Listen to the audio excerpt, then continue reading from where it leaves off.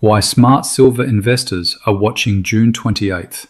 Something is happening on June 28th, and most investors have absolutely no idea it's coming. Not because the information is hidden, not because you need a Bloomberg terminal to find it, but because the financial media, the same voices telling you where to put your money, are looking in completely the wrong direction. While everyone is watching the Fed, while everyone is debating rate cuts, while everyone is staring at the stock market, a date is quietly approaching that could reshape the silver market in ways we haven't seen in years. June 28th. Stay with me, because by the end of this video, you will understand something that the overwhelming majority of retail investors will only understand after the fact. Let's be clear about what this video is and what it isn't. This is not a price prediction. This is not a get-rich-quick story. And I'm not here to tell you that silver is going to the moon next week. What I'm going to show you is this. There is a specific confluence of factors, institutional, macroeconomic, and structural, converging around the last week of June 2025. And when you understand each layer individually, they seem interesting.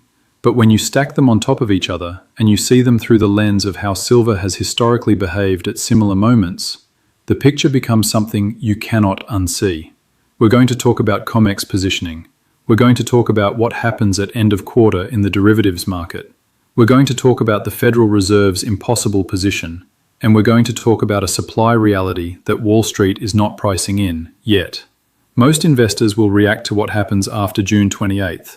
Smart investors understand what's being set up before it. Let's begin. The quarterly clock, 2 to 5:30. Here's something most retail investors never think about. The financial system runs on a quarterly clock. Every 3 months, something invisible happens across the banking system, the derivatives market, and institutional portfolios. It's called quarter-end rebalancing, and it is one of the most powerful and least discussed forces in any market. Here's how it works. Large banks, pension funds, hedge funds, they all report their positions at the end of every quarter. March 31st, June 30th, September 30th, December 31st. These are not just accounting dates. These are pressure points. In the days leading up to quarter end, institutions are actively managing what their books look like. They are covering shorts they don't want regulators or investors to see. They are squaring positions that are too exposed. They are rolling contracts forward before the window closes. And June 30th, this quarter's end, falls on a Monday, which means the real action, the real positioning, the real decisions happen in the final trading days of the week before. That week ends on June 28th. Now you might be thinking, okay, this happens every quarter. Why is this quarter different?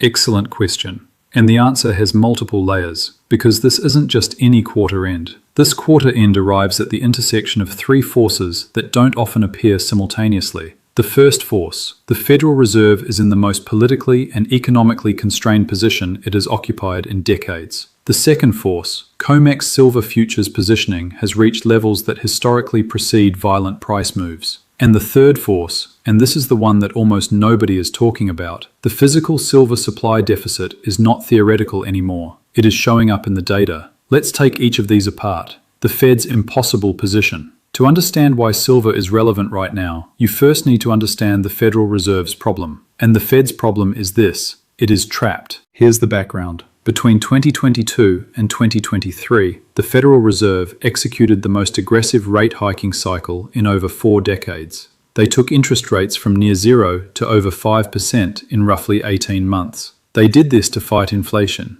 the inflation that they initially called transitory and then spent 2 years desperately trying to control. And on the surface, it worked. Inflation came down from its peak. But here's what the hiking cycle left behind. The United States government is now carrying over $36 trillion in national debt. And that debt, a significant portion of it, was issued at low interest rates during the pandemic era. As those bonds mature and need to be refinanced, they get refinanced at today's higher rates. The result? The US government is now spending more on interest payments than on national defense. Think about that for a moment. More money going to service debt than to protect the country. This creates a political pressure on the Federal Reserve that is unlike anything it has experienced in the modern era. There is enormous pressure from the Treasury, from political leadership, from the bond market itself to bring rates lower. But here's the problem on the other side. Inflation has not been fully defeated. Core inflation, the kind that strips out food and energy, remains stubbornly above the Fed's 2% target. Certain categories of consumer prices are still rising, And there is a legitimate argument that cutting rates too soon risks reigniting inflationary pressure. So the Fed is caught. Raise rates, and the government's debt burden becomes potentially catastrophic. Cut rates, and inflation potentially resurges. This is not a comfortable equilibrium. This is a pressure cooker. And here's the thing about pressure cookers.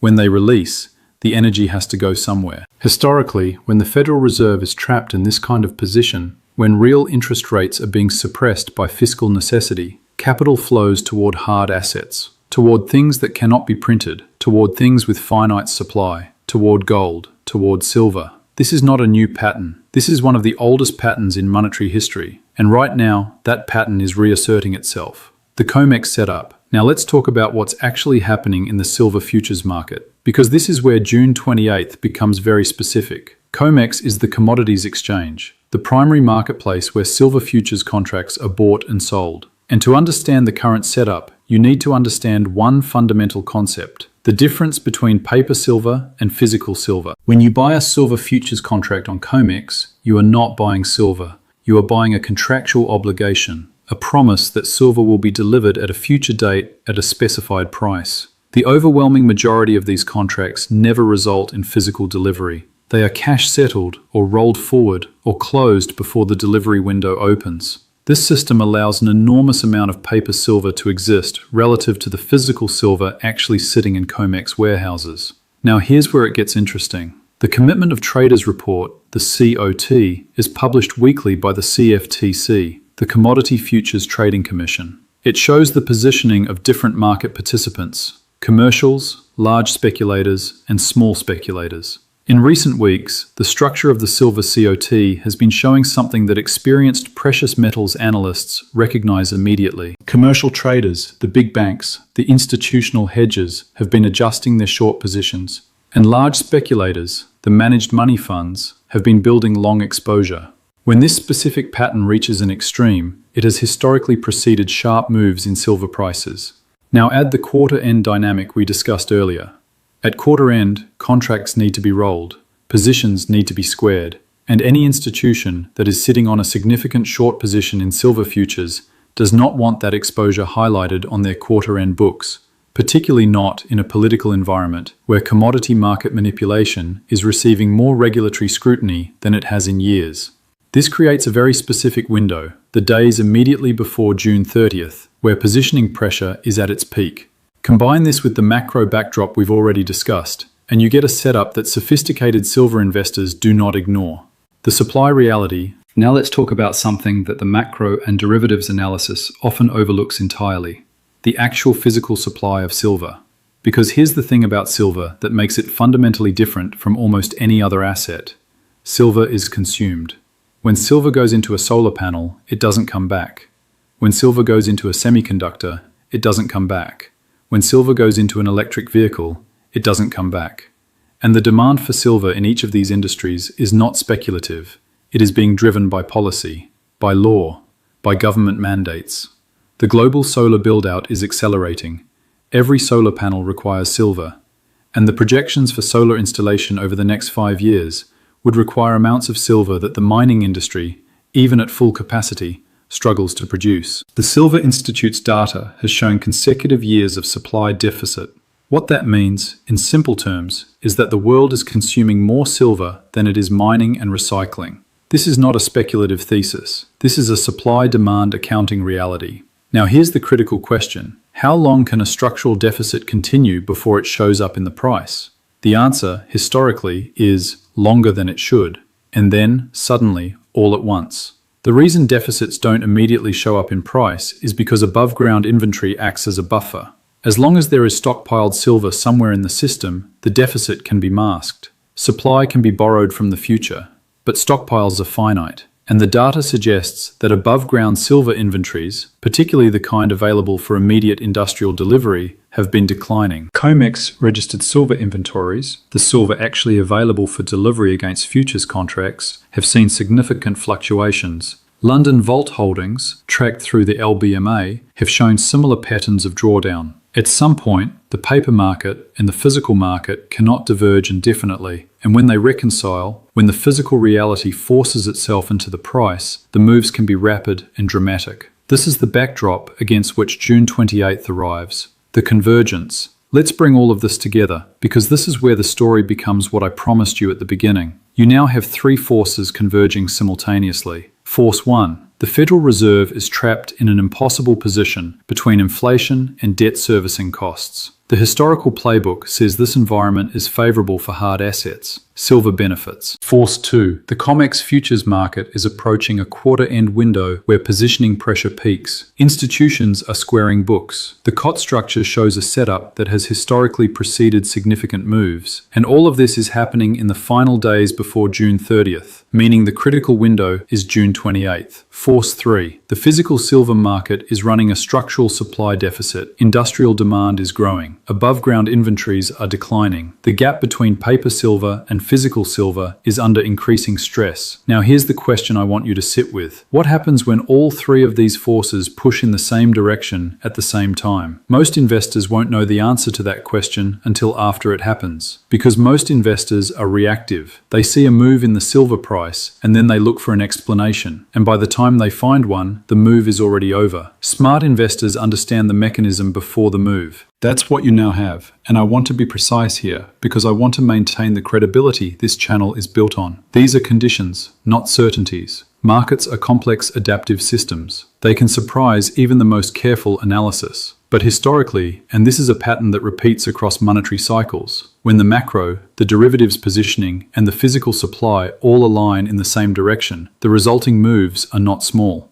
What to watch? So what exactly should you be watching in the days surrounding June 28th? First, watch COMEX registered silver inventories. If the number continues to decline or shows a significant drop in the days leading up to quarter end, it tells you that physical demand pressure is real and ongoing. Second, watch the spread between spot silver and the nearest futures contract. In a normal, well-supplied market, futures trade at a premium to spot. This is called contango. If you begin to see that spread compress, or if you see backwardation, where spot trades above futures, that is a signal of immediate physical tightness that the market is pricing in real time. Third, watch what the dollar does. Silver and the dollar have an inverse relationship. If economic data in the final week of June shows weakness, if employment numbers disappoint, if consumer confidence drops, if any data point reduces the Fed's ability to stay hawkish, the dollar typically weakens, and a weakening dollar is a tailwind for silver. Fourth, watch gold. Gold typically leads silver. If gold makes a decisive move in the days before June 28th, silver historically follows, and often with more velocity. And fifth, perhaps most importantly, watch volume.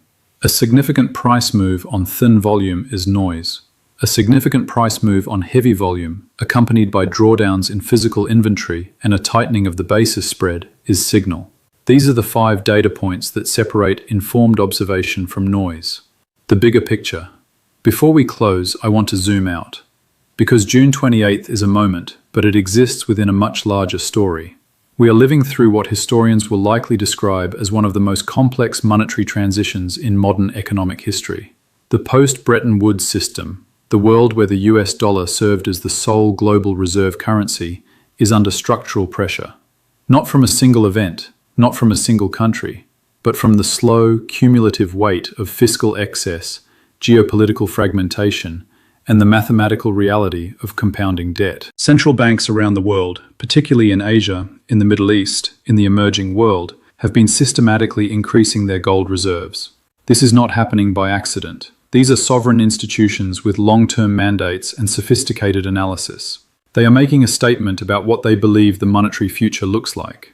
Silver, historically, moves in the shadow of gold. But silver has something gold doesn't have. It sits at the exact intersection of monetary demand and industrial revolution. It is both a monetary metal and a critical industrial input for the technologies that will define the next 50 years of human civilization. That combination, monetary refuge and industrial necessity, is what makes silver's long-term position arguably unique among all commodities. June 28th is not the whole story. It is one chapter. But it may be a chapter that matters. Here is where I leave you. The average investor looks at silver and sees a commodity, a shiny metal, something that goes up sometimes and down sometimes, something for people who distrust the system. But what you now understand is something different. You understand that silver exists at the intersection of monetary policy, derivatives mechanics, industrial reality, and geopolitical transformation. You understand that these forces are not moving randomly, they are moving in a direction. And you understand that June 28th is a moment where several of those forces converge in a way that the data says is worth watching carefully. The question is not whether these forces are real, they are real. The question is whether you are positioned, mentally, informationally, and strategically, to understand what you are watching when it happens. Most people won't be. You now are. So here's what I want you to think about as you close this video. If the Federal Reserve cannot escape its trap, if the COMEX positioning unwinds as the historical pattern suggests, if the physical supply deficit continues to assert itself against the paper market, what does silver look like, not in a week, but 12 months from today? That question may have a more consequential answer than most people realize. I'll see you in the next video, and as always, stay strategic.